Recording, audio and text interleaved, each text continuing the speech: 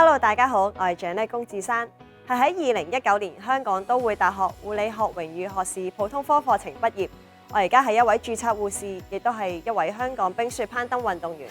我當時入讀都大嘅護理系課程，係因為我自己本身嘅性格中意幫助別人，亦都好中意挑戰自己。而護士呢一份工作，正正同我呢個性格好切合。都大護理系提供專業嘅知識，建立穩厚嘅基礎，讓我喺畢業之後投身護理行業，憑着呢啲臨床經驗同埋專業知識，幫助到更加多嘅病人同埋家屬。香港都會大學讀書期間都好多機會俾我去作為一個運動員，去代表大學出去比賽。我當時就參加咗欖球、排球、越野跑、定向，甚至係運動攀登嘅比賽，當中都得到唔少嘅獎㗎。見到都大近年喺體育運動方面屢創佳績，男子3×3籃球賽入邊更加首次參賽，已經即刻獲得亞軍。呢一份拼搏向上、永不放棄嘅幹勁，正正體現咗我哋引以為傲嘅都大精神。咁我喺攀冰運動員嘅生涯之中最佳嘅個人成績就係全球第4啦。我亦都係首位征服尼泊爾6812米阿姆拉特班香港女子運動員，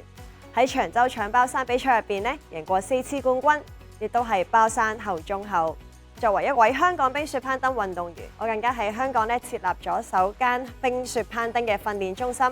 為咗培訓更加多嘅年青人去代表香港出去比賽，亦都俾多啲機會去接觸攀冰呢一項嘅運動。希望日後可以與母校合作，舉辦攀冰體驗活動，以輕鬆開拓視野嘅方式，讓教職員同埋同學們有機會接觸呢一項充滿挑戰嘅運動。我嘅努力獲得各界嘅肯定，令我喺2024年獲得10大傑出青年同埋全港時尚專業女性。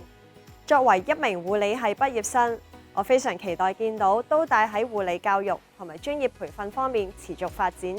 培育更加多優秀嘅護理、物理治療、診斷放射、醫療化驗等等嘅專業人才，以香港以至整個社會嘅健康作出貢獻。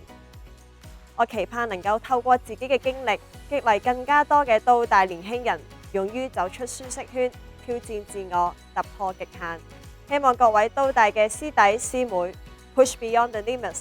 勇於挑戰自己，追尋自己嘅理想，突破界限，成就未來。